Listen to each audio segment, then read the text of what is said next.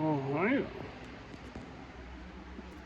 So it is 11:30. I'm smoking my second fucking two-paper joint of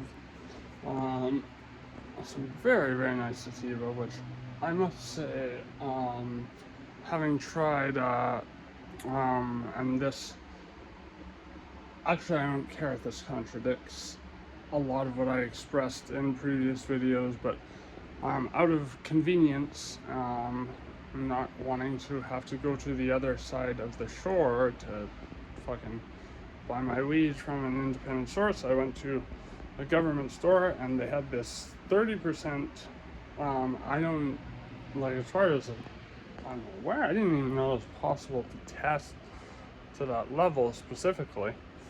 I don't know if it felt like it was 30%. It's actually pretty decent, which I haven't been able to really say about a product from one of those stores, ever. For the Americans out there and beyond, I mean, I don't know what other countries have legalized weed, but it's very different here. It's like treated like alcohol or cigarettes or whatever. It's very, very counterintuitive, but of course not for the people who make money out of it. But at the same time, as much as I want to be conducive to grassroots movements, I have to admit, yeah, it wasn't a bad smoke.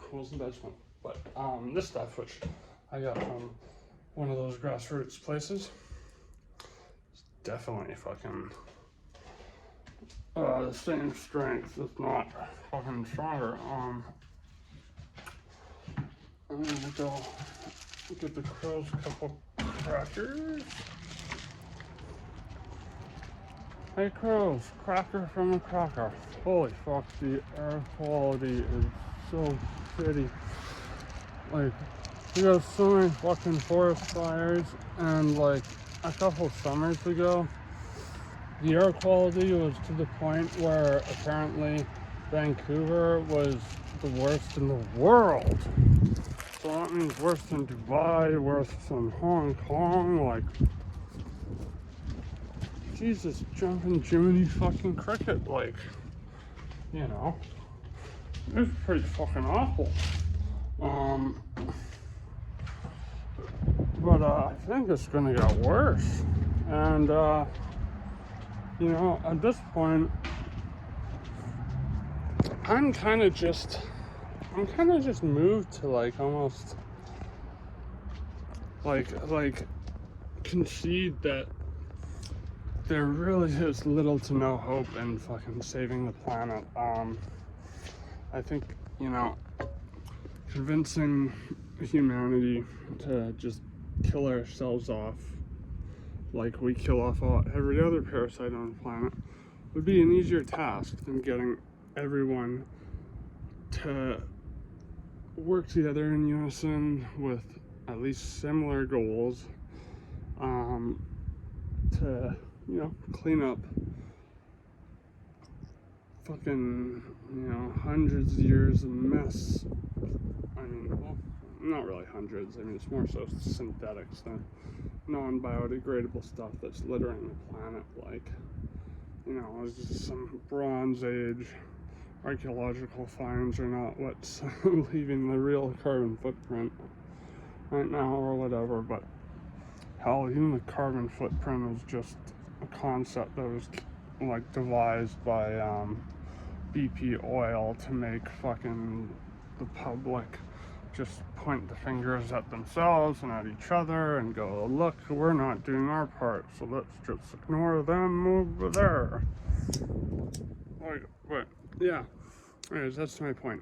I think we'd have a better chance convincing the world to just fucking off ourselves, so because we had a taste of life, and it was like, okay, so alright, whatever, fucking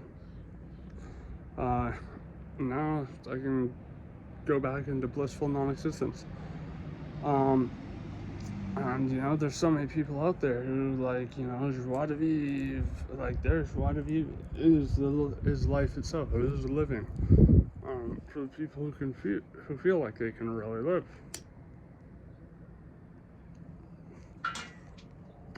But if you're trying to convince people to be like, yeah, fucking, we need to start taking better care of the planet ourselves. Yeah, like this almost sounds like it would be a hyperbolic argument. It would sound like a joke argument, like 10 years ago. It sounds completely facetious, but like now, you know, when people saying, like Marjorie Taylor Greene is saying that forest fires, which, like right now, there's a forest fire which is like essentially about to engulf a huge fucking city as far as like cities go in my province. Like my city is by far the biggest. They get very small. It's the pecking order goes way down from there. But big in contrast to the other cities beneath ours, or beneath mine. Well, it's not my city, but city I live in. You know what I mean? Fucking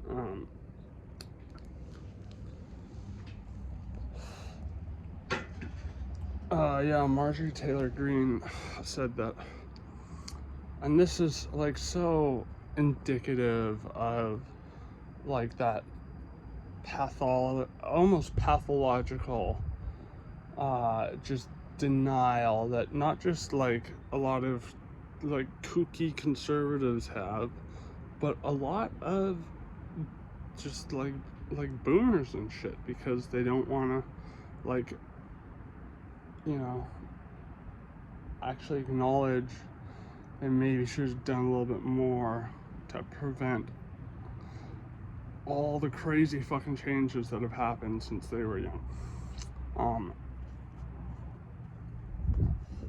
Like I've spent maybe not even half the amount of time on this planet that they have, and I fucking see the extreme weather shifts and shit like that every fucking year. And you know, I not only see it, I feel it, because I have nerve pain, and nerve pain, you know, it's up in the air as to what is setting off. Is it humidity, moisture? That's what I kind of thought, just based on the fact is that, oh, I can feel it's about to rain. Oh, it's raining, and it feels like someone's tap dancing up and down my spine, like. But you know, some people say barometric pressure or whatever, but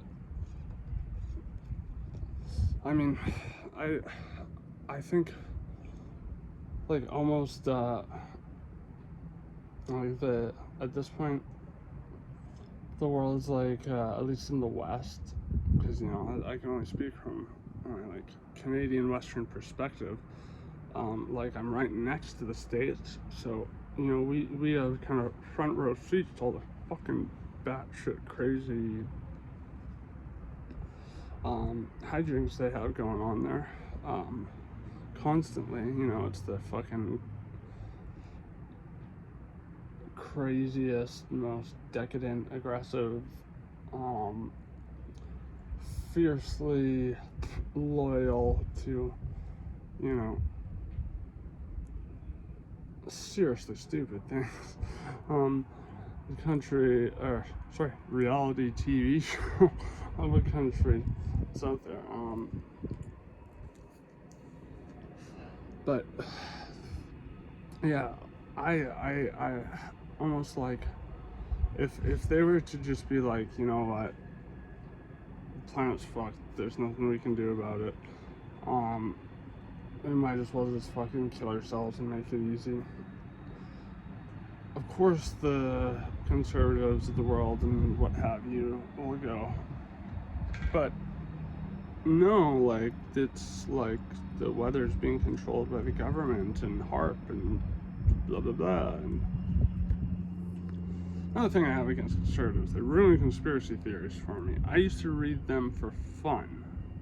And then they became dangerous. So now I'm like, fuck. I mean, is this thing I'm reading gonna like plant seeds that are gonna be destructive and cause people to suffer, like Sandy Hook shit? Like, I watched that Alex Jones documentary way before the fucking like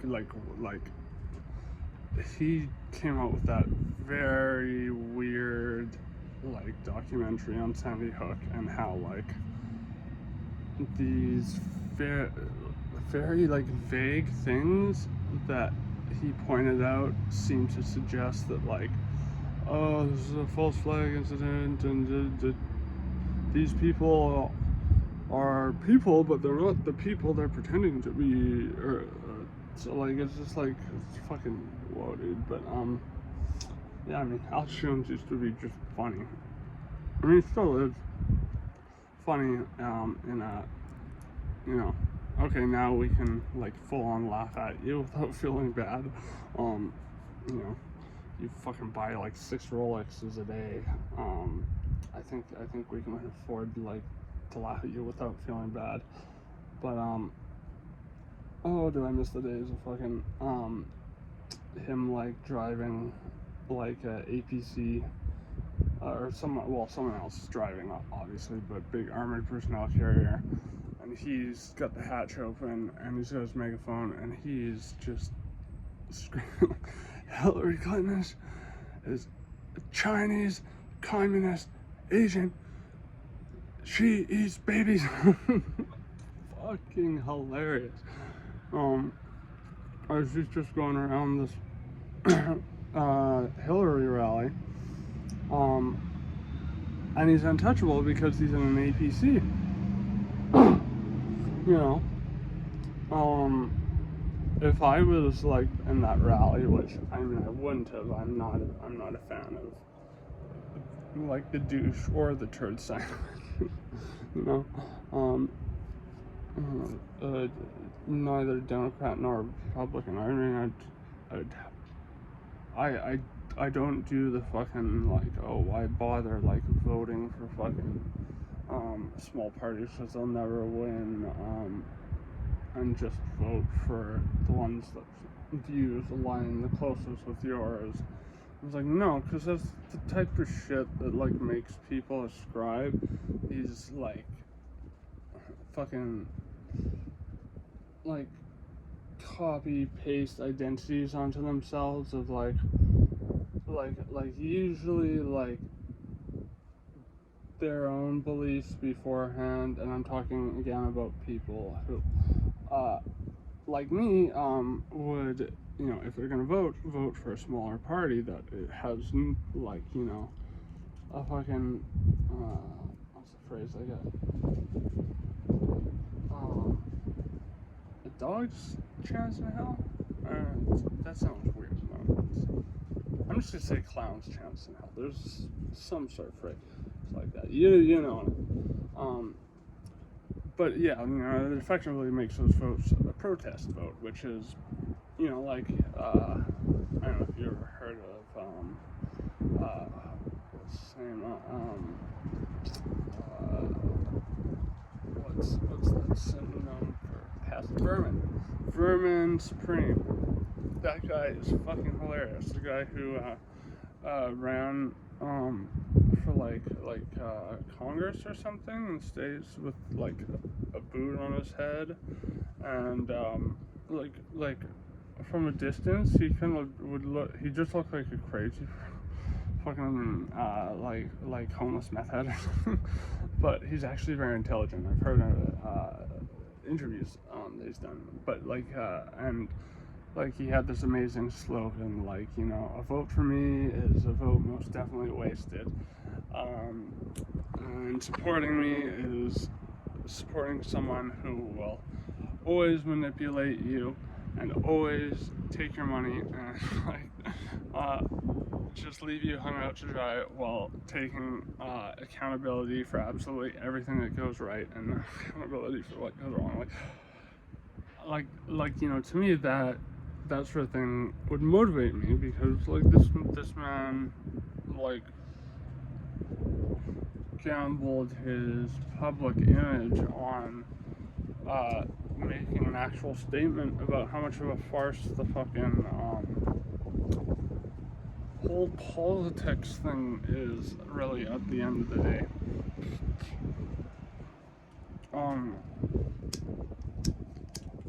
Fuck, it's so windy up here. I bought a butane lighter the other day from the dollar store, and it stopped working fucking like, I want to say 10 minutes after I bought it. I used it twice. Like I held it about this long. So I lit a joint. 10 minutes later, I lit a smoke. You know what? Not only was it out of fuel after that, like right away, it was out of I don't think it's a flint, whatever those fucking electronic lighters use. It just stopped working. Like,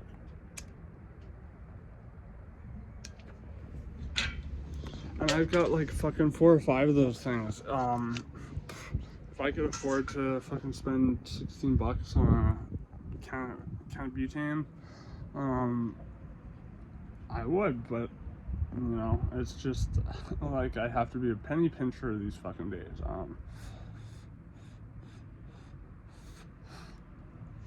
And so I bought that for a reason, because I needed something that would last me a week, so I could fucking afford to buy more butane and not have that problem. And I know I'm like just fucking firing from one point to the other. I know I made a point way back where I didn't quite finish. But this is actually getting into an anecdote that it struck me, as it may strike you when I tell you, as very frivolous and kind of trivial. It was very frustrating, but like I thought about it and I found it like very emblematic of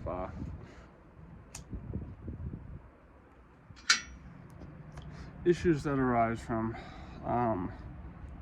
social contract, which, you know, is, well, hey, if we're gonna live in a society, we should try to be like decent members of that society. You know, maybe look out for each other a little bit.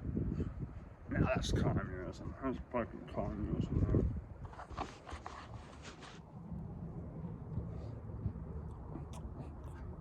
Sharing, caring, communism. Plain and simple. Yeah, no, I don't worry. I haven't forgot the point I was gonna make at the beginning of this. Marjorie Taylor Greene, saying all these wildfires that are getting worse and worse, like every summer, like extremely worse, and like, yeah, the air, when we had fires, summer before last, when it was worse than anywhere else in the world, like, it was so bad that it was just like a fog of smog. Like, I'm not even joking. Like, fuck, I cough enough from smoking weed and cigarettes. Like, I could barely fucking go outside, and like I'd have to like finish a doob, and resist that urge to like just spark smoke right away and like go back inside and fucking like catch my breath somewhere, where I had a fucking air filter in the room. But you know, the reason I you know, brought up that whole, like, you know, oh yeah, you know, it's just the cabal who's doing it with lasers,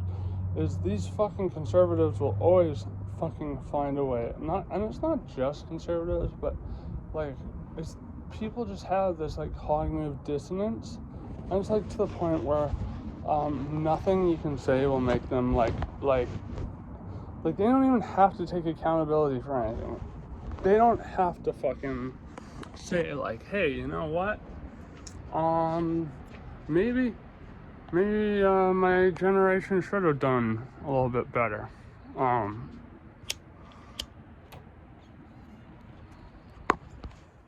But like you don't even have to do that, just to be like, oh hey, there's like pretty like clearly like present issues, like not just in the overwhelming majority of data on the subject Um, you know, I think you'd be pretty hard pressed to find actual scientists who deny not just global warming, but because there are a lot of people who are like, yeah, global warming is real, but it's normal. It's like a cycle that happens every now and then. Like, yeah, sure. Just like the Great Reset does, you know, it's like two beliefs kind of go hand in hand. But yeah, no, I bring this up because I just think people are like fucking, they're incapable of just like being willing to do something because it may cast them in a bad glow, even though it's like no one's saying you're fucking responsible for that. Like, you know, one thing I have a huge problem with is like, you know, I try to be a student of history, and I spend a lot of time researching history, not just the last like 100 years. I mean, I do think World War II was the most pivotal like event in human history, and I think carries probably the most salient messages. Not just World War II, but like, you know, post World War II. You know, from the Western perspective, you know, like Korea, Vietnam, fucking McCarthyism, like, you know, all this stuff that, you know, has kind of led to, yeah, I think probably led in a large way to the cognitive dissonance of today, the lack of people being willing to actually say, hey, yeah, maybe we should have just watched it a little bit more. But like, yeah, you'll never get that. You'll never get people to budge, and we can't change anything if people just refuse to budge. And you know, I'm not gonna lie, it's easy to not do anything when you know, say your basic needs are met. You know, you have a living wage and everything. You know, why the fuck would you want to do something? But then it's like, okay, well, like, why live if you're just gonna fucking rot? And why live if fucking, you know, people like that are constantly gonna make it impossible to get anything productive done? And, no, I'm not saying I'm fucking, like, suicidal. I'm saying that, like, let's say hypothetically, it was legal for anyone to just off themselves whenever they wanted, and it was like super painless, just like an injection of like a barbiturate or something. Like, I'm not gonna lie, I would consider that. I know just by my own physical condition, like how much worse I felt over the last 2 years alone. Which is like probably worse than I don't know, like 15 years or whatever it was before that, where, you know, ever since the start of essentially let's call it system shock, where my central nervous system just went haywire and bing bing bong, fucking just like pinballed into my fucking my mental health shit, underlying hereditary shit really set off, like the major depressive stuff, and then, I mean, I have a theory that like I experience the majority of my nerve pain, which is like just a result of my system. Holy fuck, the mountains are just like covered in a fog of fucking smoke. I'll show it to you. Fucking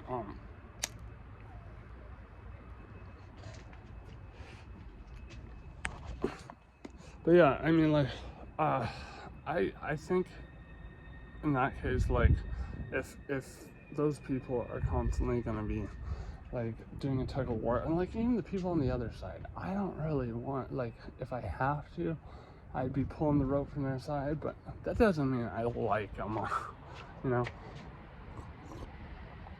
Not really a fan of like the right or the left in terms of just liberalism, you know, versus conservatism or in states, Republicans, Democrats, you know.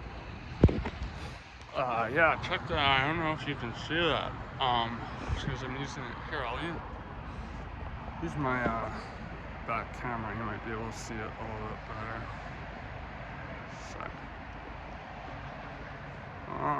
I'm sorry, my screen is refusing to fucking use my back camera. So, I don't know. I hope you can see that. Yeah, all that over there. Those aren't fucking clouds. Well, I mean, they're clouds, but they're not like natural clouds. Those are clouds of like fucking like pure fucking pollution, CO2 emissions, you know, a combination of wildfires and houses and all the stuff that goes into them burning. You know, like part of me thinks like one of the only solutions would be just for like the crazy conservatives, you know, we know they'll never ever concede the fight, you know, even though they like basically make up the whole like cancel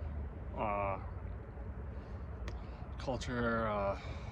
I mean, cancel culture does exist to some degree, in my opinion, and a lot of it is facetious, or sorry, not facetious, fallacious, and can be very destructive. But I mean, also the inverse is true. I'm as much as I'm not a fan of the system, I am a fan of people getting, you know, like jail time or whatever for sexual harassment, you know. But you know, cancel culture now is like, oh, there's a bumblebee there, I'm gonna move, I don't want to fuck it up with the smoke. Nicotine does not agree well with bees. I explained this in my last video where I got chased by the wasp, and I don't know if anyone watched the video that long to get to that. I think it was like an hour and a half in or something. And I was smoking my second joint, fucking, this wasp came at me, and as I explained in that video, I have kind of a PTSD response to wasps, and yeah, like I explained how like nicotine, it fucks up their internal GPS because they navigate based on like the how they read the like magnetic signals of the earth or something. I know I don't claim to be an expert on this, but I do remember it being the overwhelming consensus that for a long time, I believe there's now a more prevalent explanation, or at least like inference as to why colony collapse disorder with bees is happening. And but I think, you know, the old consensus, which is that nicotine-based pesticides were, because nicotine can be poison, like you can get nicotine poisoning, like it's not easy to do. I remember my boss did it like a fucking idiot. He took one of those disposable vape pens, and just was like, this tastes good, and fucking started hitting it until it was done, apparently, and it was like puking by the end of it. And it was like, yeah, that's like pretty much like the start of nicotine poisoning, when you start getting nauseous and shit. But like it's even in like high doses of salt nic and shit, it's very rare for that to fucking happen, to the point where it's actually an issue. You know, maybe like a toddler fucking downs a fucking bottle of like 50 milligram salt nic. You know, you might want to call it poison control, but otherwise not too much of an issue for us. But you know, like a buddy of mine who spends a lot more time outdoors, he fucking told me that like he when he's smoking, I think he like rolls his own cigarettes. It's been a long time since I've seen the dude because he moved to one of the many islands outside of this fucking hellscape of a fucking city. He told me that he always made sure to like throw away his butts and not fucking, like if he was rolling a cigarette, not get any fucking tobacco around because he didn't want bees to be anywhere near. And the bees love the fucking sunflowers over there. I mean, why not? They must look like pretty fucking juicy. It's like, they must look like just some big tits for them, like right there, you know. I think, you know, there's a reason why Buddhists, I think even most people in general, you don't even have to be Buddhist, but if you ask them whether or not they believe in reincarnation, which I don't know if I buy into that shit.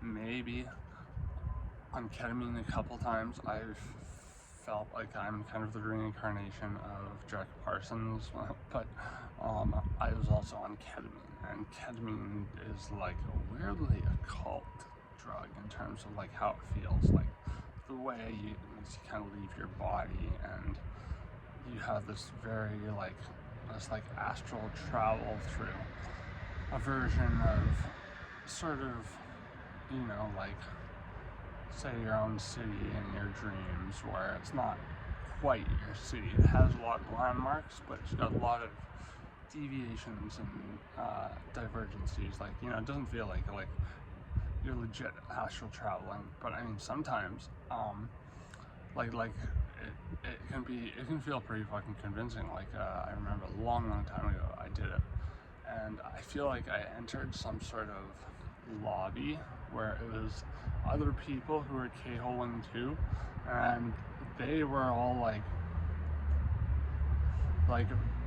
veteran fucking fighters at this game, and I don't even know what the game was, because when I got in the lobby I got like killed immediately. It kind of reminded me from like the brief shit I saw, which was all like shadowy and stuff. Ketamine fucking visuals are very hard to remember and describe. I remember it being like when you die and those. I'm saying those games because it's not just one game. It's not just Battlefield fucking 5 or Battlefield fucking. Like every Battlefield game, I think, at least it's been released over the last 5 years, has some version of this. I guess it's like a Warzone. You know, Call of Duty has that too. But in Call of Duty, I remember there's one where, and I'm not being specific because I actually don't remember. Call of Duty is not, you know, it's junk food video game fucking shit as far as I'm concerned. It doesn't mean I haven't had fun playing it. Oh, there's a crow. See you later, buddy. Enjoy the cracker. But it was like when you get you die or something, and then you go into the gulag and you fight another player in the gulag with just like a knife or something, and like whoever wins like gets a second life or whatever in the round. Like I remember it being something like that, like the gulag, and I remember immediately losing, and then just like I went into the lobby where all these kind of hazy characters were just kind of hanging, and like I saw the letters and noob. I'm not even making this up. How the fuck could I make that up? I mean, ketamine and listening to some crazy music like Alabama 3 or something like that, synergizing made up those visuals in my head more likely than out of my body in real life. But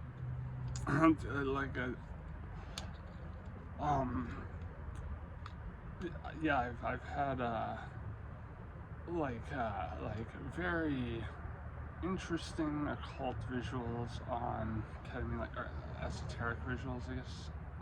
Because it's like the visuals are a lot less like a traditional psychedelic, and that it's not, you know, patterns, waves, you know, sort of like, you know, seeing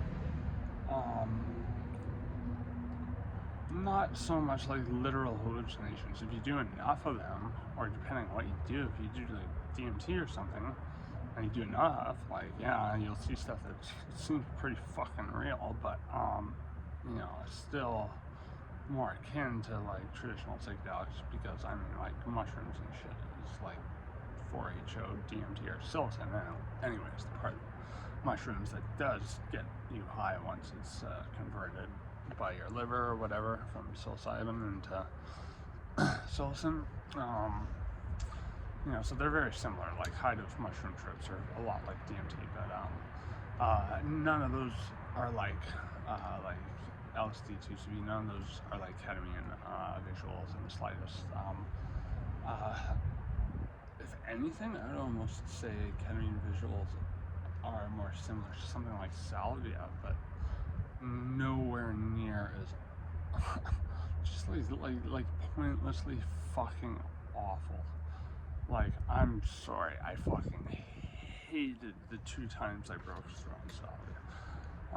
I would like to try it in the future with just the leaves, you know, where you like put them, like chipmunk cheek yourself with them, and apparently get like a longer buzz. It's apparently not even like that psychoactive, but you'll see like apparently a lot of blue. I mean, even if I could do that, I mean, it's a long time since I'm doing anything remotely psychedelic other than weed and fucking ketamine.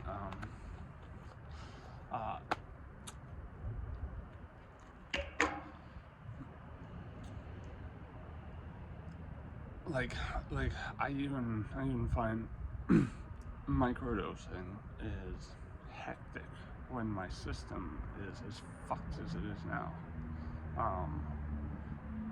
So I am like I make sure I was like, did I have a good sleep that like last night? You know, have I been able to like move with a bit more bounce in my fucking step than, you know, a slug may have to their like inert way of fucking crawling to fucking slug crawled over my cat the other day. You can see the trail. I envy her ability to sleep and to get herself into complete fucking comas. But I keep fucking deviating from my fucking point.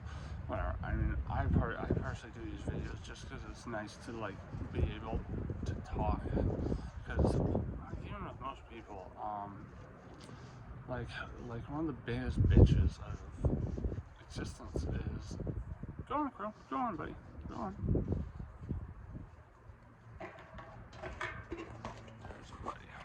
There's a buddy. Enjoy your cracker. Yeah, like it's so hard to fucking relate to people, man, and like you really have to fucking like meet so many people until you finally like encounter people you can actually fucking trust, and you know. But even still, because it's qualia, because reality channels, whatever you want to call it, just that, you know, us being us, them being them, us never ever being able to do more than just like share a reality tunnel if we have like a similar attribute or, you know, penchant. You know, I mean, you're both interested in the same thing, but like, you know, like case in point, like I was doing like every now and then I'll invite some friends over. Only friends I fucking trust to not fucking make a shit show of my house or invite people I don't want at my house there. I'm very cagey about that because of past experiences.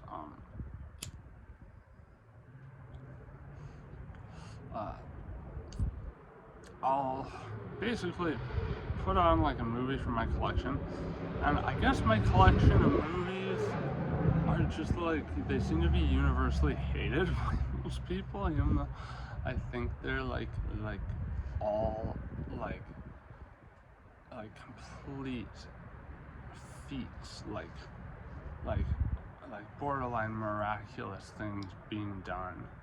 And not all my movies have like, you know, overt social commentary or whatever, but I think a lot of them do, or well, the ones that do, they say something important. Even the ones that don't, like the movie I chose to show my friends, which I was making dinner for both of them, and they both fucking hated it.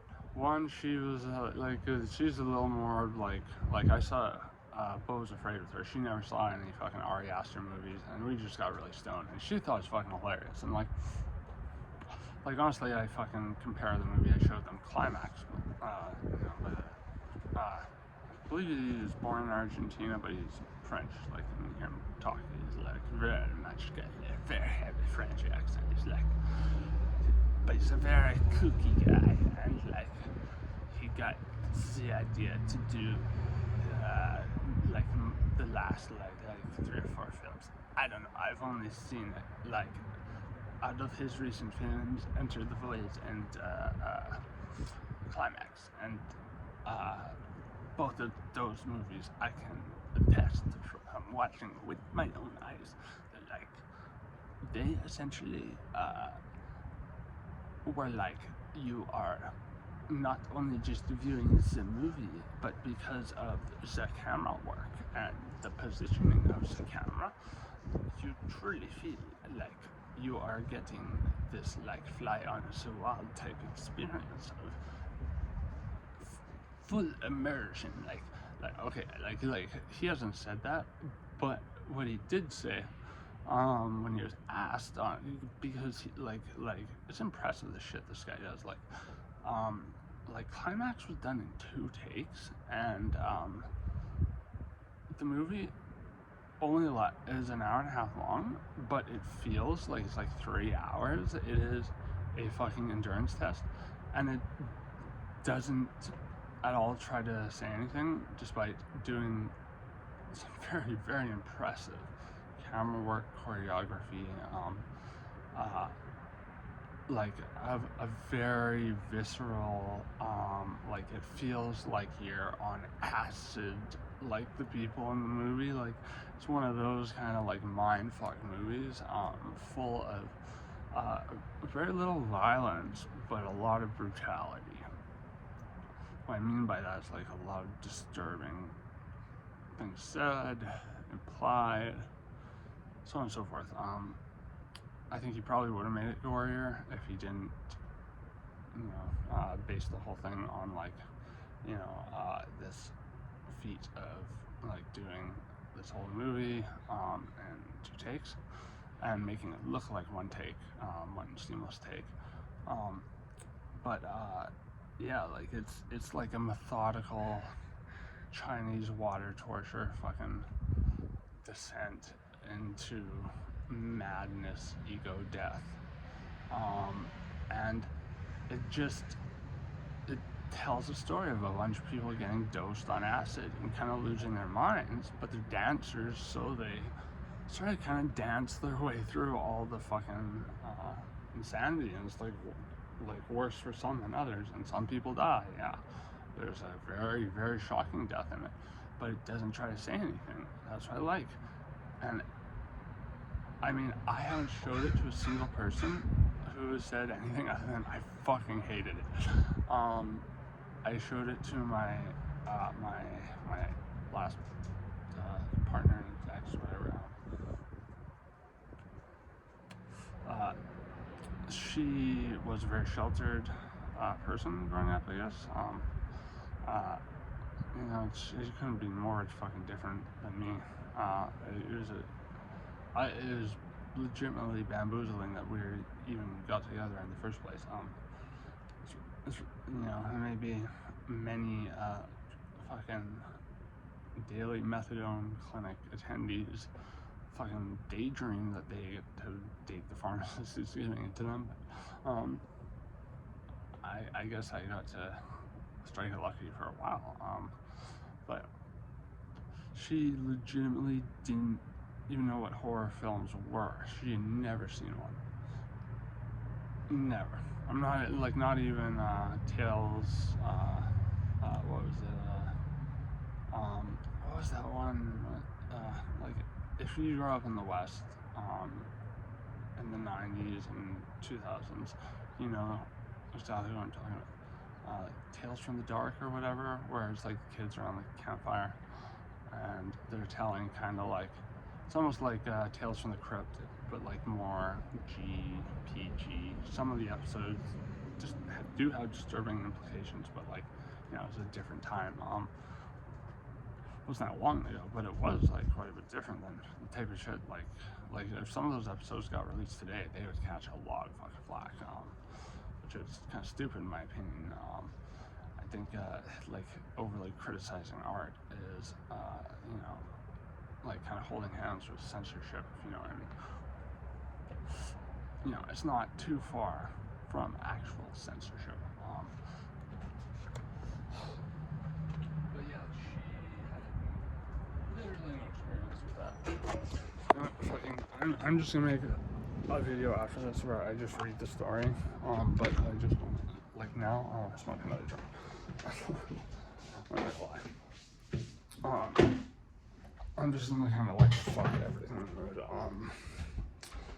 I mean, mind you, I do have obligations. I'm gonna go fucking do some heavy lifting this afternoon.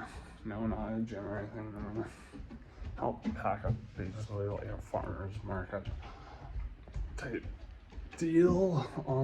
So don't make my day completely useless, but not that this is useless.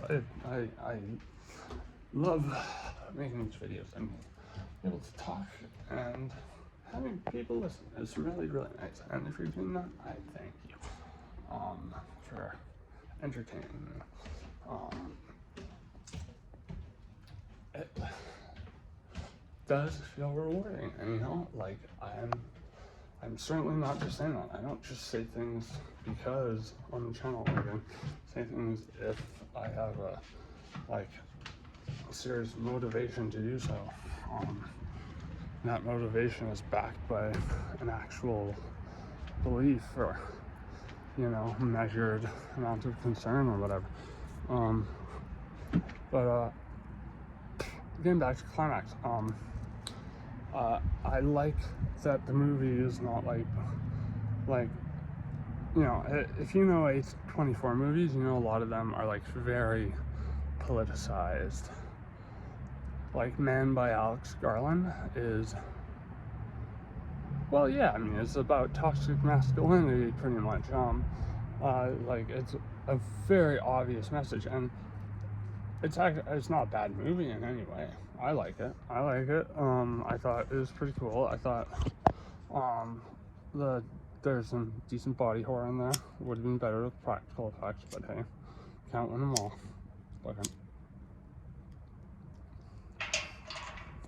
But yeah, so it's kind of a treat to have an A24 movie where it's not begging you to analyze it. But with that being said, I am someone who has a penchant for analyzing media, particularly the medium of. There's another buddy. Hey buddy, go ahead, have a cracker. I gotta put some more crackers up for him. I think there's a lot that can be gleaned from that. Same with, you know, books. I cannot stress the fucking importance of books enough. And like, you know, full stop, fucking, I find it challenging to read because I'm a visual learner.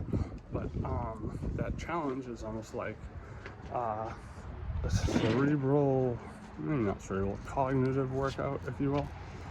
You know, a way of keeping my brain's neurons, you know, dancing away and keeping those memories fucking intact. 'Cause my memory's already dog shit as it is. But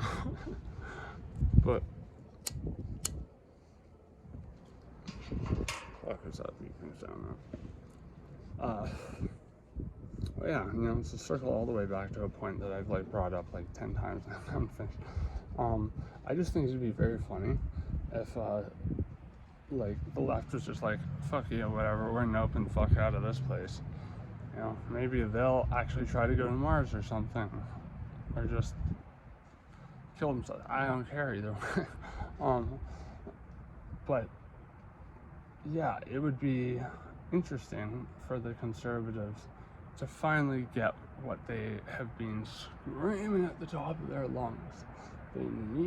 They need their sovereignty. They need control of fucking everything. They need the American dream. Like, and if anything ever goes wrong for them, someone else's fault, and it's not just someone else's fault. It's probably the fault of multiple people, because it's going to be a conspiracy. You know, obviously, right? And if I sound like I'm making sweeping generalizations, I'm sorry. I just, like, even in Canada, I very rarely meet exceptions to that description of borderline, like, psychosis. It's not full-on psychosis sometimes. I have met a lot of fucking people with schizophrenia who are, like, alright. Not because I wanted to, but because I was forced to share a vicinity with them.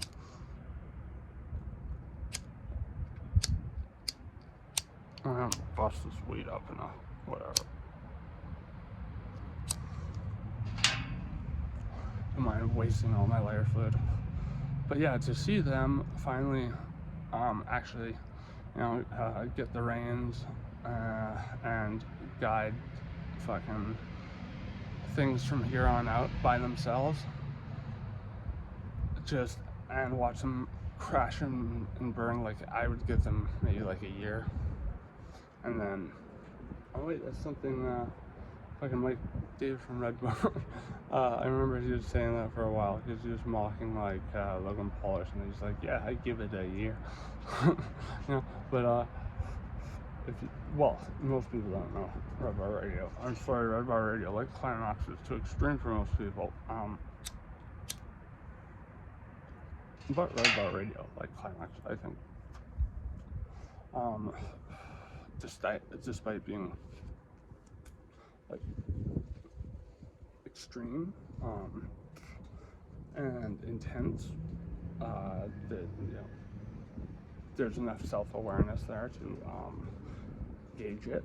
But I mean, obviously there's a lot of people in the world who want to be reactionary and who want to be pissed off and want to hate something. But, you know, I personally, like, I have taken a lot of messages out of movies that don't have them, just because I'm like, yeah, I respect what the movie is enough to, like, you know, overlook the fact that the plot's very thin. You know, a bunch of people from a dance party get spiked with LSD. I mean, it's apparently happened to the director in college. I don't think he was with dancers, but I think it's that touch added a lot to the film. And, you know, I've never really been one to care about dancing all that much. Call me a Grinch, but I'm never really a fan of musicals. My exes would make me watch them all the time, but even like John Waters stuff, I can, you know, Cry Baby, fucking Hairspray. Like, yeah, it's got witty John Waters stuff, but it's not really for me. Yeah, like I mean, it just looks at the amount of time, or the time period where Trump was in office, fucking like 4 years or whatever. Like, that must have been the most turbulent single term a U.S. president has had in a long fucking time. I know that he has set a precedent I'm not going to say record because, you know what, the word record has essentially been co-opted by greedy corporations, like, you know, the Guinness World Record shit. That's not even legit. Like, that's fucking, like, you can get yourself in there if you have enough money. You just pay them. You teach yourself to do something that no one else would ever do, because why the fuck would you want to, like, have the record for, say, like, I don't know, like, most amount of chopsticks standing in a row broken in half with a fucking blow dart. Thank you, you're like a true pioneer. But yeah, competency doesn't matter. It's money that matters, because people want to be able to buy themselves that fucking Guinness World Record. They just, like, you know, that scam on YouTube for a while. I remember seeing these fucking paid sponsorships all the time. They're like, where you can become like a lord or lair or whatever in Scotland, and it said that because you purchased a foot of land in Scotland, you're officially a lord or something, because you're like the blood of the land, and just like, yeah, there's a lot of kind of just things being said that are not actually how things work at all over there. Yeah, like the person who started it had to be like, oh no, there's a non-profit, but oh, profit, yeah, we donated to like the forest in Scotland. I don't know if anyone actually got fucking arraigned or whatever, but like, yeah, now all these people have these fucking, like, Jesus Christ, you're trying to save the trees. Now you're like sending me like how many people now have these fucking stupid like essentially like what do you call that, like you know, kind of like party store style, like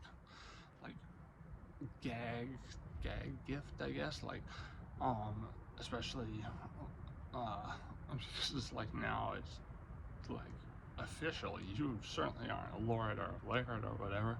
You just either bought into some stupid bullshit scheme because of a YouTube video, or you and hey, I saw these fucking paid promotions on a lot of channels I fucking liked, and most paid promotions, hey, listen to YouTube, I fucking skip them because you already hit me with enough fucking ads. I'm so glad I have fucking ad blocker on my computer. I would like go fucking bananas.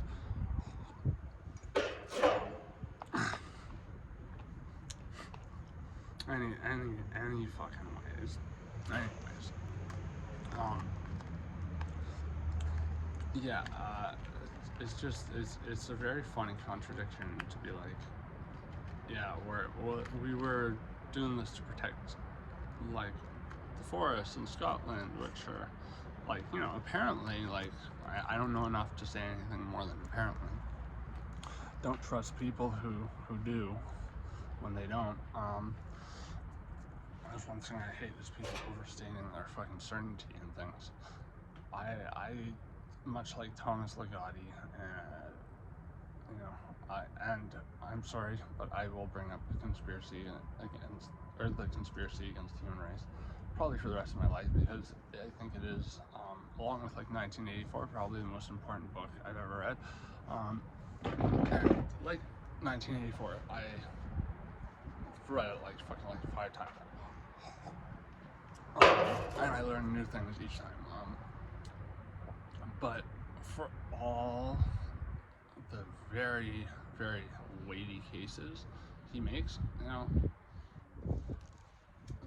he, not just the end, but like a lot of portions of the book, he goes, well, this is just my opinion, because it's all we really can do. Like, certainty to me strikes me as like something created to give people a a sense of, I guess, grounding, if you will, in the universe, you know, like, oh yeah, like I'm certain that black holes never gonna fucking swallow us up, which, hey, I mean, I actually, for a long time, because I know Stephen Hawking said that if he could, he would have had his body sent into the event horizon of a black hole. Speaking of black holes, I saw the movie Oppenheimer, which I have a lot to say about if anyone does want to hear it, because ever since I was like, who's this Oppenheimer guy, when I read Cat's Cradle by Kurt Vonnegut as a teenager, which is a great book by a guy who is a pessimist because he saw the firebombing of Dresden as an Allied soldier in a POW camp, but survived because the fucking Nazis locked him in a slaughterhouse.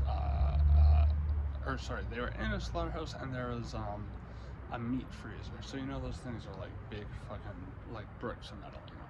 So he was spared, but he saw like untold fucking horror as an 18-year-old kid drafted into the fucking military.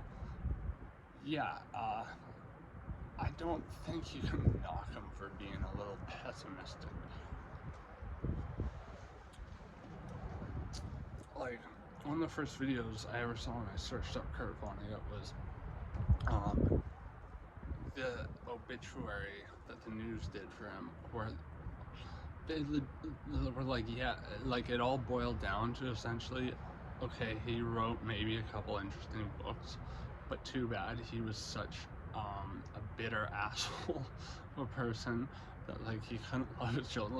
Like they were basically saying shit like that. And you know, for one, that's completely unfounded. You know, Kurt Vonnegut, in most interviews I've seen that he's done on the news, he's trying to bring awareness to Katrina relief, and stuff like that. But you know, he is like an admitted fucking pessimist, because he's seen the worst humanity has to offer. Dresden was the Allied forces bombing a civilian city, essentially, when the war was basically over. Like, I'm pretty sure Hitler was dead by this point. I could be wrong about that. But like a lot of pessimists, unfortunately, I'm not gifted with this ability. He's wicked funny. He's wicked funny, fucking Kurt Vonnegut. If you wanna watch something fun and interesting, search up his structure of stories, where he just on a chalkboard like draws two lines, like here's B, beginning, E, entropy. And like it's like he goes through like Cinderella, and it's essentially all the same thing. Like, plot builds up, something bad happens to the main character, everything's awful for them, and then they gain it back, and things work out pretty well. So now they were down here, now they're up here, yay.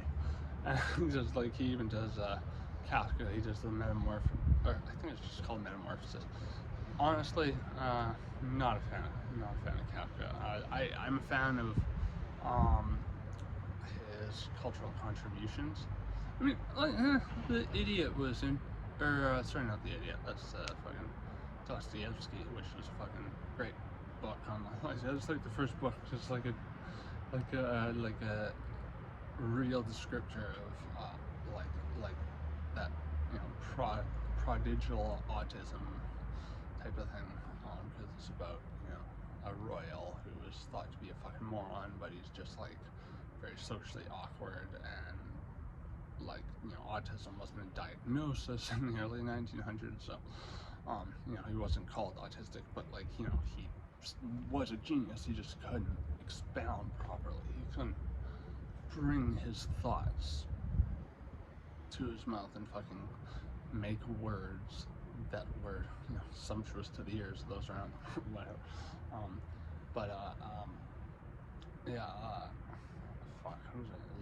I've mentioned so many fucking authors. I don't know. Yeah, Kafka. The one that was kind of interesting, I think, as like a book that's very pessimistic, was the trial.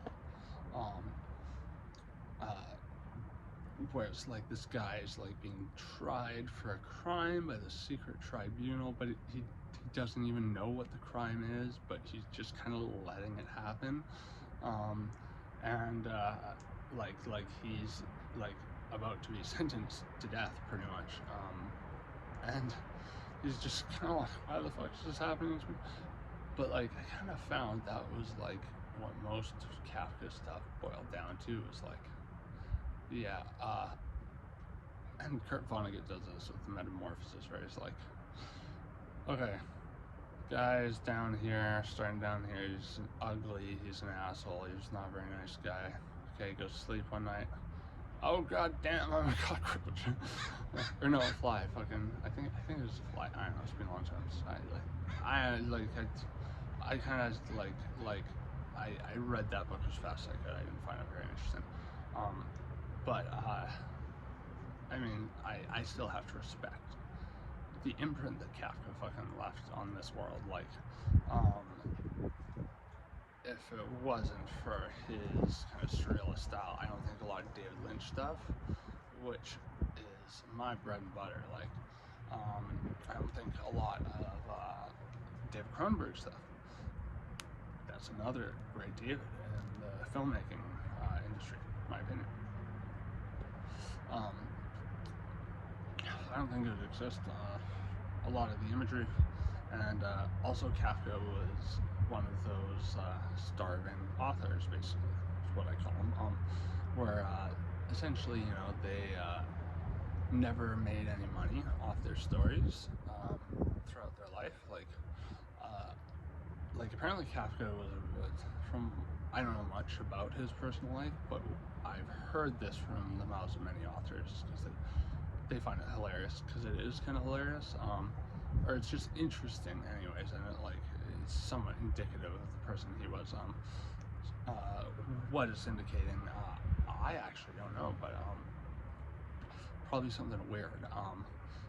He would apparently finish his stories at like 3 in the morning, or no, what would happen was he would write a really like disgusting, like hard to fucking stomach, you know, just reading through a scene, and he would laugh hysterically, so loud that like he would piss off his landlord, the other tenants, like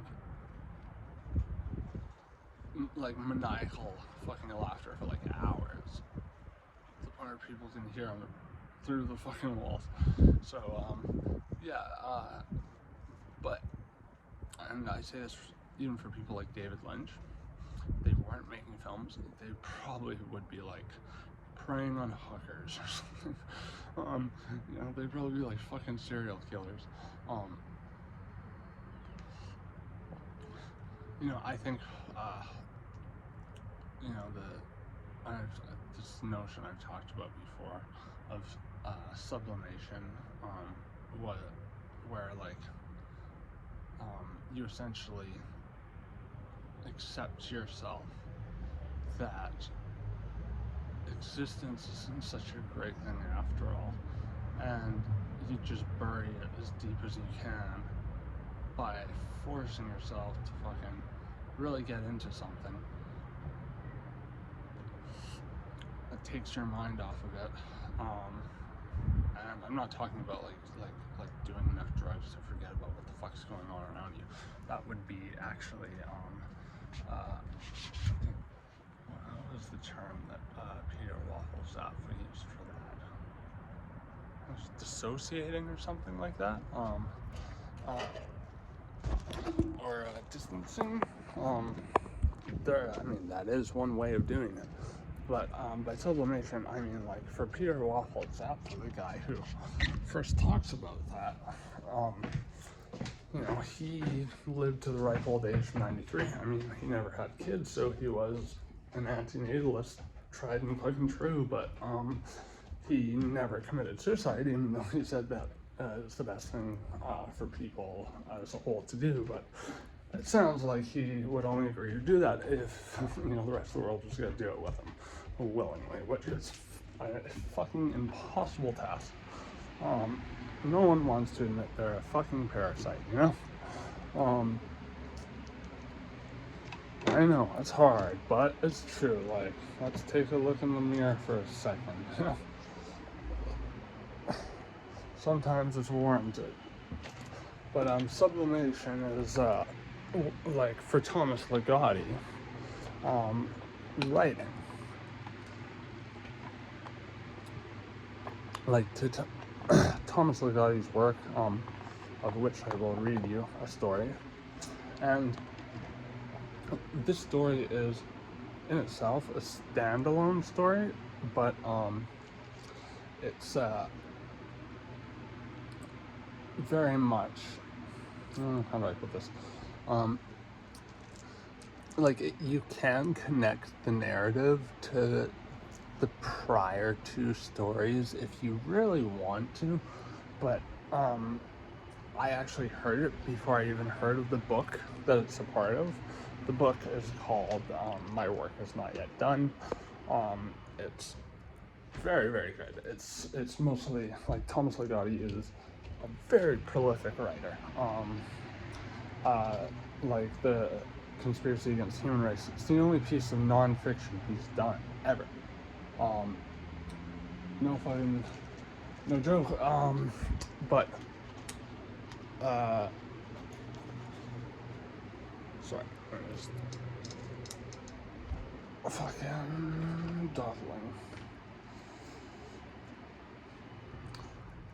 I gotta fucking go in like hour, so I'm just gonna fucking done my fucking workouts today.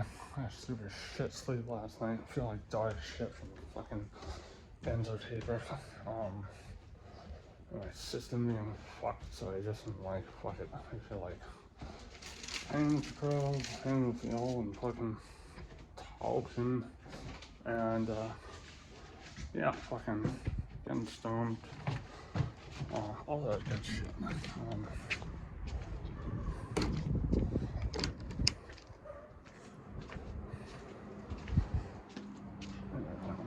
When to do because I track our food. The interesting thing about Thomas Ligotti is he's never written, despite I think writing since like the 70s, 80s at the least. And he is like definitely one of the best, the all-time best horror novelists out there, in my fucking opinion, and the opinion of pretty much like any other horror writer, like Clive Barker or whatever, who knows the fuck what they're talking about and knows their craft very well. Like honestly, like stuff like Stephen King, like he can have some fucking like real hits. Hey, Carl, go for it. But he can have some real misses too, if you know what I mean? Fucking like Cell. Yeah, no. And Stephen King, don't direct your own movies. Don't write screenplays for your own movies. I mean, admittedly, some of them are pretty funny.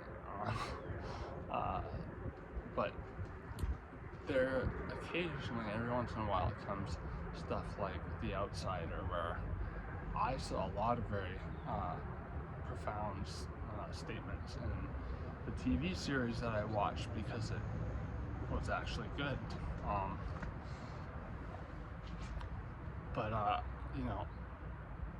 I've read his books and I find them like kind of put me to sleep. I'm not gonna lie, and it takes a lot to put me to sleep. And it's just because his books are very long, and like he spends a lot of time dawdling, like really dawdling. But like Thomas Ligotti, on the other hand, who like My Works Is Not Yet Done, the collection of stories that is pretty much the closest thing, in my opinion, that he has to a novel or a novella, if you will, because it's essentially corporate horror, which, you know, if you don't know what that is, I don't blame you, because it's not a popular genre by any means, but it's also pretty obvious in the fucking title. First story is a guy who works at this crazy fucking building that's like in the middle of just this wasteland, and there's like primitive humans on the outside, kind of just like I think some are like afraid of the building, some want in, but this guy's working there, and like people just get his name wrong. Like there's like all these cliches of kind of the assholes you would expect to find in you know, like office settings, early office settings especially, you know, kind of the stuff you see from like earlier like Office Space or whatever, you know, that sort of style of a work environment, which I can only imagine must be fucking soul crushing. Yeah, girls are having time here. See if I can get them to say hi without taking off. They're very skittish. Hey, buddy. Oh, you're good. You're good. Yeah, they don't like being watched. It's kind of wild to get them to even come up here, but I would feel bad not even leaving water out for them. I fill up their water multiple times a day, because like this heat is fucking, like I see some of them like delirious and just like panting, and fucking they look like they're covering grease from all the fucking sweat, I guess, and just like they're kind of like stumbling around in the heat. Fucking feel bad for them. Also leave water out for the dogs and shit.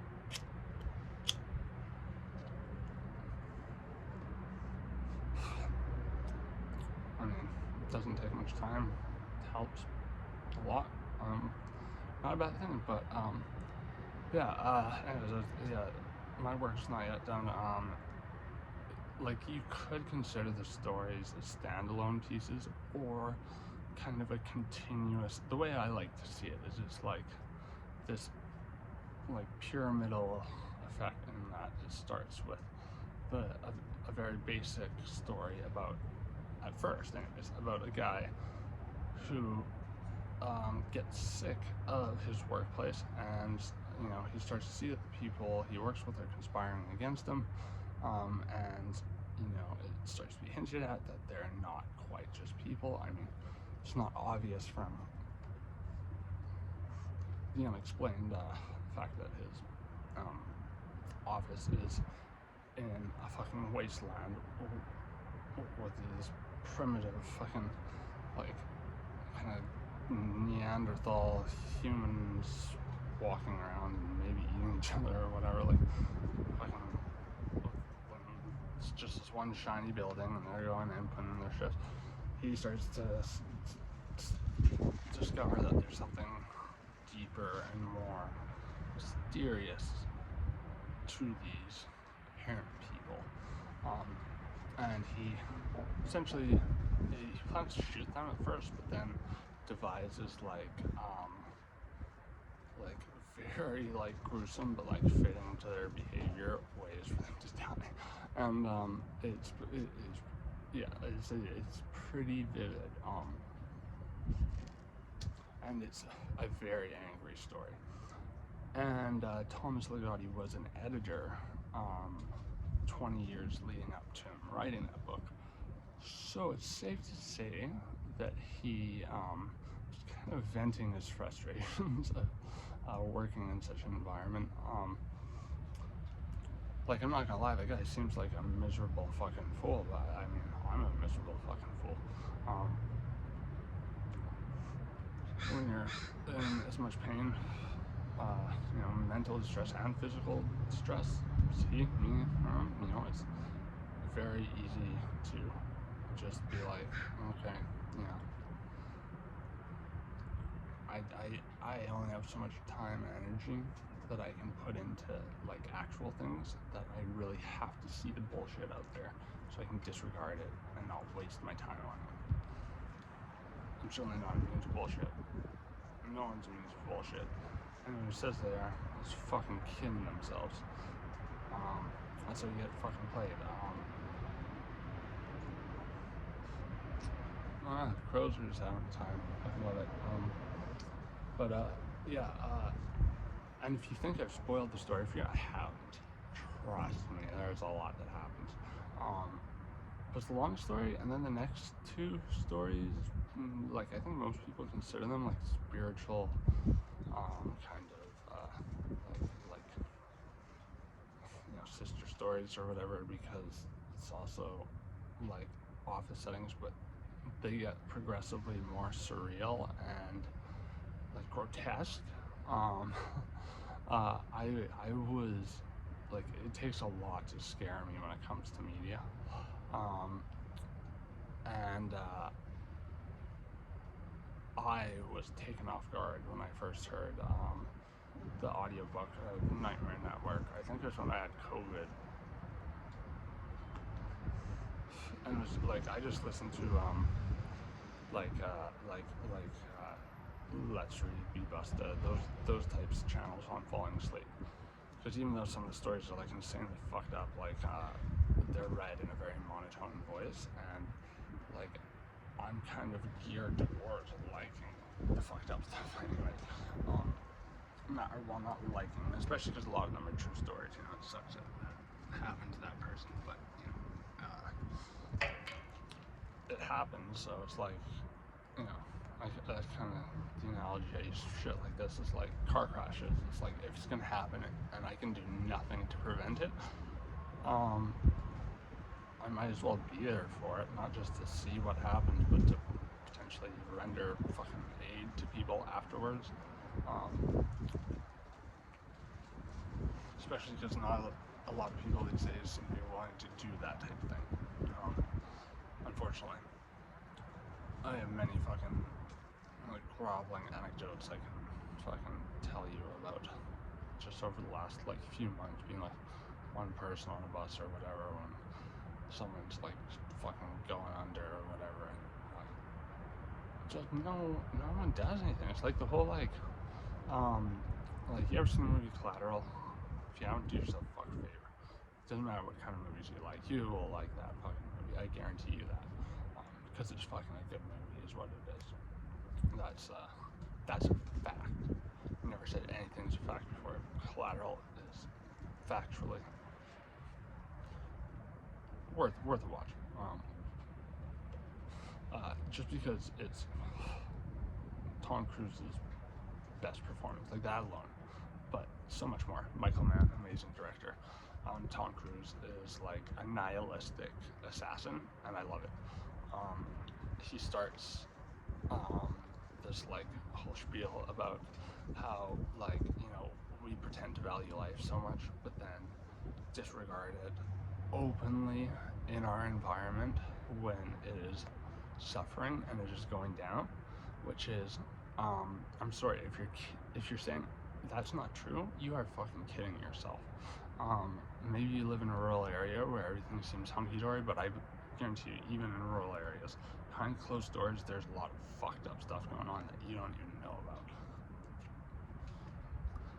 It's just human nature, man. Like, people are very good fucking actors, and I don't mean like paid actors. People act like, yeah, this is who I am. This is who I am. Definitely who I am. Fucking, yeah. See, me being me, good person. I go to church, you know. Just a humble dog catcher, not the BTK killer. You know, I'm not saying your neighbor's the BTK killer. Don't get paranoid. Fucking like serial killers and shit, you have to be scared from mass shootings these days, not serial killers. I mean, mass shootings don't really happen much in Canada. I live right by the Trail of Tears, pretty much. Not right by, but like it's a couple hour drive away, pretty much. And for those of you who don't know who that is or what that is, yeah, it's basically become like just a stretch of highway where serial killers go to like hunt, because I guess transit shit really sucks, so people from reservations around there will like try to hitchhike into town, something that the cops could do, well, something about, because like, yeah, people still keep dying and vanishing. Only one guy has ever been prosecuted for killing someone, but it was like a pretty open and shut case, and I don't think he was tied to any more murders, but like another guy who, after he died in prison, they said this serial killer totally killed people there, but like it still happens and happens. But like the cops could just do sting operations, like have some, you know, female cop with balls of brass fucking go out and just be decoy, basically. That's it. That's fucking all they need to do. Whatever. Fucking never. Just, yeah, let these people just fucking go into the meat grinder. It's not like it makes you look fucking bad or anything. Like, you know, fucking Canada, again, we don't have many shootings, but what we do have is fucking just serial killers. Like, yeah, dude who lived that away, way that away, killed like, I think the official count was like 50, but it's thought to be like way more than that, like maybe like 200 even. And he was like very obvious about what he did, but he did it to sex workers because just he knew that they wouldn't be missed and shit. He even like had a fucking club that the Hells Angels ran or whatever on his property. It was run by the Hells Angels and his brother or something. And yeah, he like literally like ground these women up and like would feed them to pigs, and he got away with it for a long time. And they actually they were almost gonna give him like a fairly light sentence, and like there is really no maximum penalty as far as maximum penalties are concerned in not in this province, not in Canada, as compared to the States especially. Like, I think people like that should they have lost their fucking right to life. Throw them in a fucking gas chamber. I don't care if they fucking like try to hold their breath and end up bashing their fucking head against the bar until they're dead. Like that one fucking moron who did just that, who also killed and diddled like a bunch of underage girls. So fuck him. I don't care. I don't care. I think it's a good thing that happened to him. It sucks for the people watching. I don't get the watching of it, but I don't agree with how it's run. That's for sure. I agree with being something in existence is like a deterrent, because some people are that like psychotic and demented that they feel the need. But like if I ever had the fucking urge to kill someone, like, you know, I definitely I'll watch videos where I'll see like people who are like pedophiles who have gotten away with it for so long. And the thing is, like, I hate being around kids. They are so fucking annoying to me. But that's me problem. I think, you know, kids are like fucking, they're like animals. They're very innocent, and it's very fucked up when people take advantage of them like that. So, like, when I hear like jail justice and shit like that, I'm like, you know, can't say I didn't have it coming, because they basically like the shit they inflicted on others to fulfill their own self-indulgent whims, like, ruined lives. ruined fucking life. Why? So some creepy dude could get 5 minutes of pleasure? Fuck him.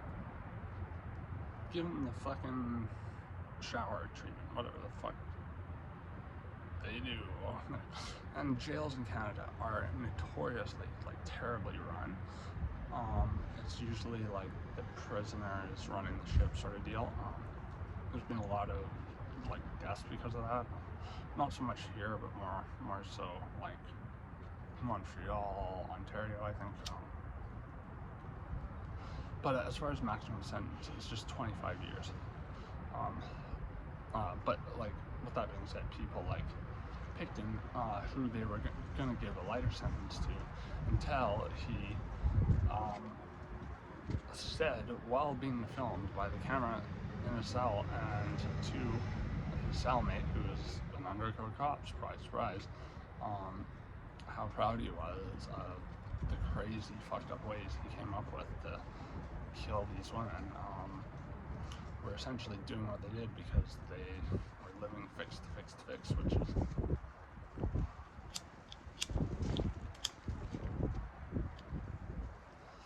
it's very hard to understand that life unless you've like lived it or been very close with someone who has lived it. The thing is, it's hard to be fucking close with someone who's lived it because typically there is no living it and then skating away. It's just like, as much as I am like super fucking grateful that I was like able to, like, I honestly just like kind of by virtue of consequence, you know, no more heroin, and I just, if I was just going to go that far, I was just going to do heroin. I don't want to do fucking fentanyl. Like, no. It's like doing that shit would be like to shake hands with like I guess the better analogy for that is like, imagine there's a gun that killed like 3 dozen people I knew either really close for some period of my life or in passing. You know, most of these people ended up going off into their own worlds because they were addicts. Some people were just recreational drug users who got laced shit. Those are very unfortunate cases because those people definitely still had a lot of potential, and I mean they could become addicts and fucking, you know, there's no hope for them anyways. But you know, the sad truth is, yeah, for a lot of people who've been physically addicted to drugs, it's like, yeah, you're just kind of burning out, and it really is like fucking running around on fire, and anyone you touch, you can burn them a little bit too. Like, when you sound cold, hey, like, I was that guy on fire, and I probably still, like, I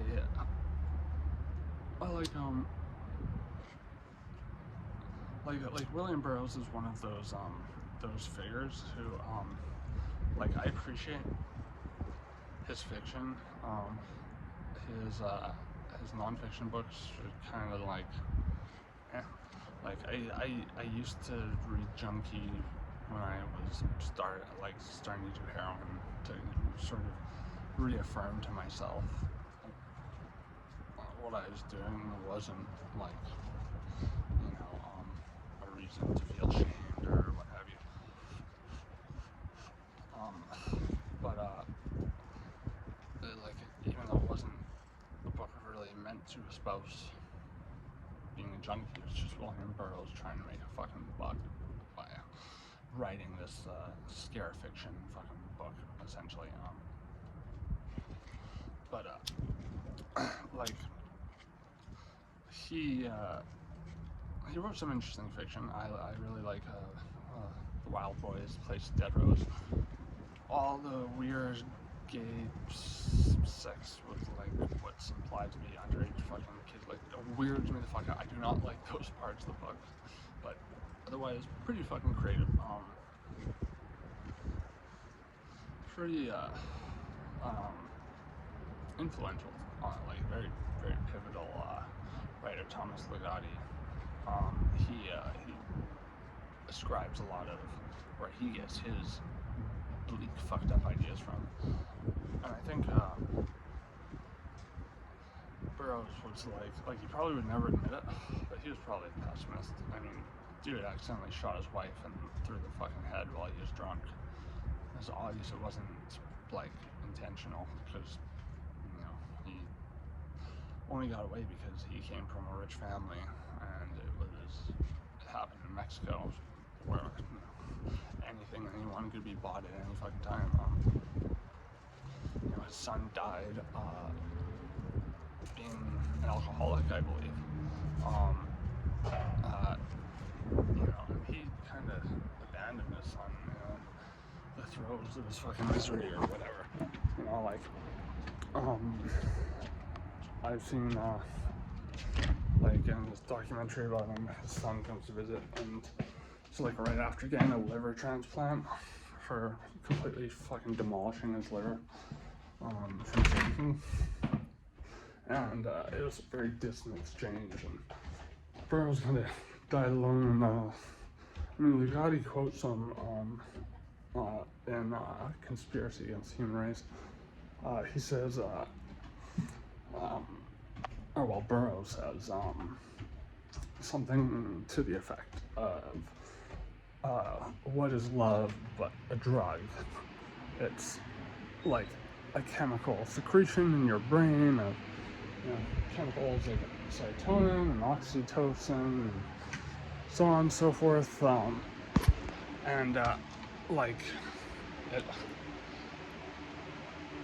because of that, he essentially just says it's a drug, but to expand on his point, I would say he's not only onto something, he's supporting my fucking thesis that essentially, things that have been institutionalized to some degree or another, say fucking getting married, for instance, which I have always thought was bullshit. Every partner I've ever had who I even remotely discussed the prospect of marriage with, or just even the idea of marriage, fucking thought it was a crock of shit, just like I do. It is, but you can take it deeper than that, and I think it's uncomfortable to ask yourself, am I wrong about this fucking whole notion that, and I'm not trying to sound like fucking black pills or whatever. I don't fucking align with any incel bullshit. Thank you very much. I am involuntarily celibate because of a medical condition, and I've said this a million times because it's true. It's no one's fault. It's just it's more painful than pleasurable. So I just haven't actively pursued anything for a long time. And whatever. It's like most of my conditions. I just have to kind of live with them. I used to say as a kid, as a teenager, I was basically a kid as a teenager. I still am a fucking kid. Who am I kidding? I would say love is a romanticized version of Stockholm syndrome. Even before I knew what pessimism was, I was just a pessimist by nature. I remember something I said just off the top of my head once as a kid, just hanging out with a couple friends who, just, I guess by virtue of them, bringing it up all the time, it happened when we were around other people, it became, a quoted line, and I actually was kind of flattered for a while, because they were like, oh, a wise philosopher once said, and it was, something I just said, and I was like, sometimes don't you feel that life is a lineup and all you do is you wait, and you die? I I was just kind of like trying to get a laugh out of people, and I think I struck a chord. I fucking, in retrospect, I'm like, that's kind of true. Anyways, fucking, I gotta fucking get ready to go do shit. I don't even know if I'm gonna fucking upload this video. I'm definitely gonna read that story and upload it. I'm just, let me tell you, I'm just at this point where I'm like, I'm being nothing but dysphoric, and if anything, just feeling nothing but like pure fucking pain, like full stop. The only time I don't feel like I'm fucking dying, well, I mean, I do feel like I'm dying, but in a completely different way. It's when I do a very high dose of ketamine. And I think that's bad. I don't think that's a good association. Because ketamine, let me tell you, is not a bad drug. But, you know, say it with me, dose makes the poison, right? Like, I mean, that really is just a phrase, but ketamine, I will, you know, attest, as medical literature has, that there has been no overdoses from pure ketamine. There's been overdoses of stuff in tandem, but ketamine is one of the only downers that actually doesn't adversely affect other downers. Because it basically just works by like detaching your mind from your body, but like keeping your respiratory symptoms or respiratory functions, I guess, intact, cardiovascular functions intact, so your body's still working while you're having a near-death experience, kind of thing. But, however, it wreaks the most havoc, and for one, how psychologically addictive it is. I mean, I use it in a fairly clinical sense because I don't really consider it recreational, especially not in doses I'm using. If I want to have a conversation with someone, which I inevitably will if I want to fucking do something with someone else, and ketamine in K-hole doses, yeah, you'll forget what reality is, let alone a fucking sentence. And you certainly won't have the motor function to be able to say that sentence without constantly stopping and stuttering over a single syllable. Trust me, no one's immune to this if you do enough ketamine. They call it retarded for a reason. But yeah, it can be very psychologically addictive. I know people that do it all day. I have done it all day. When I used to get it fucking all the time, and I'm not gonna lie, I kind of am paying for that. I already had cystitis of the bladder. Ketamine gives you cystitis of the bladder. I think a small fraction of people are immune to this, but I would not suggest trying to figure it out, because once you have it, it's kind of there, and it only kind of can get worse. The ketamine has a weird thing where, like I break from it a lot. I don't do it more than twice a day max. High doses both times. Experienced some pretty far out fucking stuff, but I'm always lying the fuck down. I very, very fucking careful about how I do it these days, but like I take plenty of breaks. I don't find it physically addictive personally, which leads me to believe it's probably not physically addictive, because like that's up for debate apparently. But because I have central nervous system sensitivity, I tend to get addicted to stuff a lot easier than most people, and a lot faster. I've been on and off it for years because I've prescribed it for a long fucking time. Like very high fucking doses too. God damn it, it's fucking days. saved me a lot of money, that's for sure. It does fuck your bladder, and it gives you this tolerance that never quite goes away, no matter like I stopped doing it for like a year, and I still had a tolerance when I started doing it again. It was like the first dose I did, it felt like I didn't, and then I did after that. Like anything, it's not that bad for you if you don't do it very often.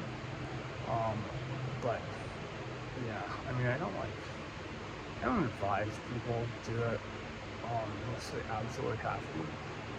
For me, it's the only painkiller that is strong enough to take away that like stabbing, intrusive pain I do feel. And yeah, forcing myself to associate probably isn't healthy, but I mean, like I live a pretty healthy lifestyle. It doesn't justify it at all.